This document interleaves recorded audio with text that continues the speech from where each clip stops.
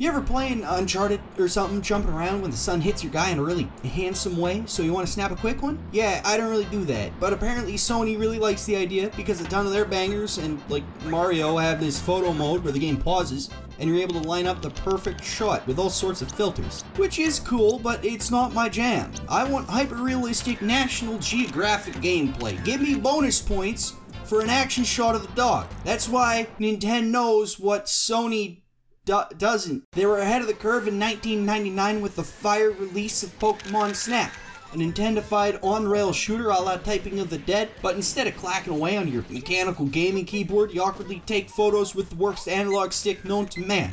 It's everything we could have wanted. Pokémon Snap is actually an oddly elegant yet uniquely Nintendo solution to the question, how do we do Pokemon in 3D? Quickly and on the cheap. Easy. You make 7 borderline non-interactive levels and give people bonus points for looking at things. Wonderful! The best part is it was actually pretty cool. Up to this point, every Pokemon was 2D and lived in a bush, so it was interesting to see how the different species lived and interacted and what happened when you threw an apple at them. It's strangely addictive and far too much fun for what the game actually is, which is just on-railsing your way through 7 levels that are just every video game world ever, except for the snow and underwater level, which would have been killer, honestly. After the stage is cleared, you're sent back to Oak's lab where you select the best picture of each Pokemon and Oak grades it. After certain milestones like points earned or Pokemon snapped, you'll unlock new items like the apple, stink bomb, or flute, which are your only ways of actually interacting with the Pokemon and the environment. You unlock some stages by getting to the end of the previous one, but the really cool ones have you interacting with them to find the secret exit.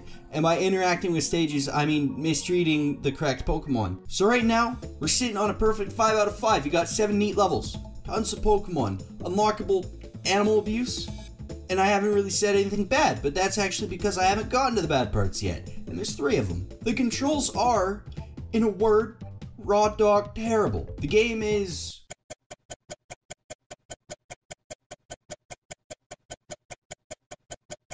way too short. And then there's only 63 Pokemon. You're on the...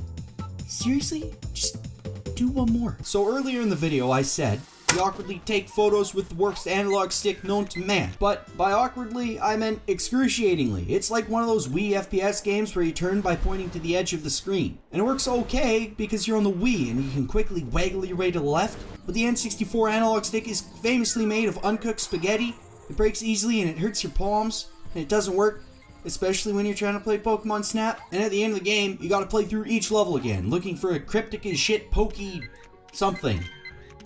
Fucking Mewtwo, I guess. Each level takes about 2.5 minutes to finish, so even if you're playing each level multiple times, it's a short game. And there's really only 6 levels, because Rainbow Road is just a straight shot while you throw apples at Mew. But you know, other than the controls and length and substantial lack of Gengar in the game, it's like really good. It's crazy addictive going back to old levels trying to get better pictures of Surfing Pikachu. Pokemon Snap feels like a super dope proof of concept for something bigger that just never really came, and my people have been begging for the sequel to no avail. The closest we ever got to anything was an interview with one of the game directors when he said they'd have to come up with something new to make it fresh. What? Each of the new Nintendo consoles would have been a perfect fit. The Wii Remote would be a straight upgrade from the N64 analog stick, the 3DS gyro aiming controls are even better, the gamepad could literally just be the camera. And the Switch is just sort of back to the gyro aiming, which would still be cool. Remove the rails, make it an open environment on the smaller side, but with a ton of interactivity. Sort of like Breath of the Wild, where everything interacts with everything else. You can throw rocks and chop down trees and take a picture with the squirrels, but it's not center frame. 10 out of 5. But for Pokemon Snap, it'll probably be like a 3. Addictive for what it is, but it's not worth this. Or this. Or this, really. Just emulate it.